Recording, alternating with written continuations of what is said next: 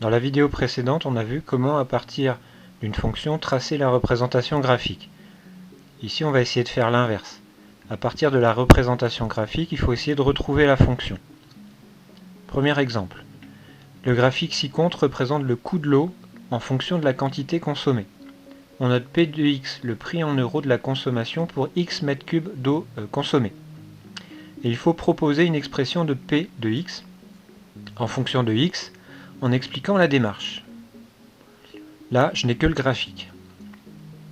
Si je regarde le graphique, je vois que c'est une droite qui passe par l'origine. Donc ça me donne comme indication que la fonction que je cherche, c'est une fonction linéaire.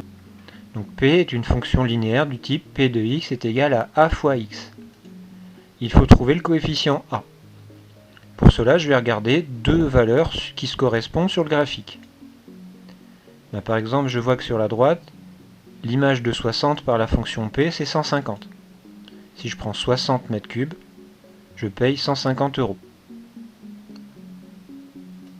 Je peux traduire ça en utilisant la fonction en disant que A fois 60, ça fait 150.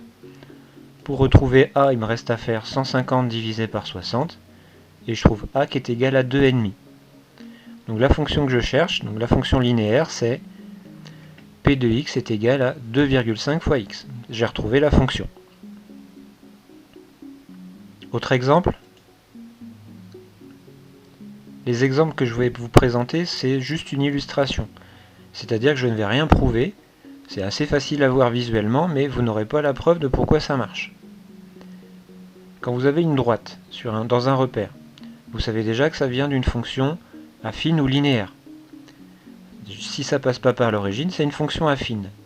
Donc il faut retrouver le coefficient A et le coefficient B. Le coefficient B, il est facile à trouver. Donc on lit le nombre B, l'ordonnée à l'origine, sur l'axe des ordonnées, là où la droite D coupe l'axe. Donc c'est-à-dire ici.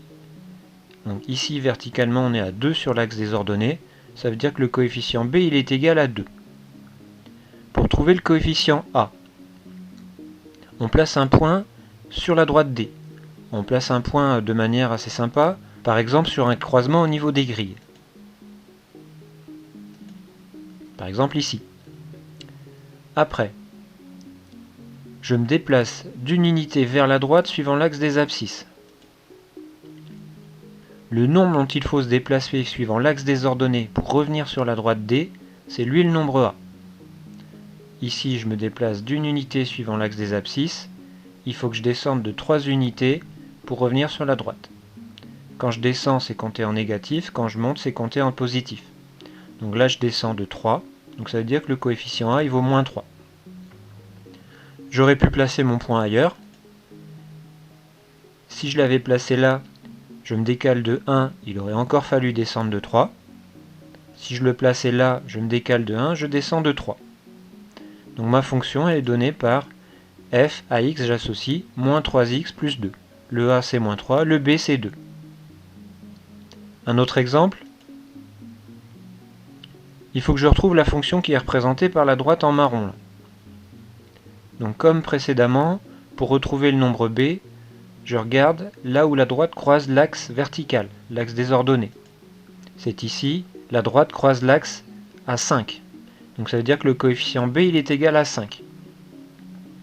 Maintenant pour trouver le coefficient a, je place un point sur la droite.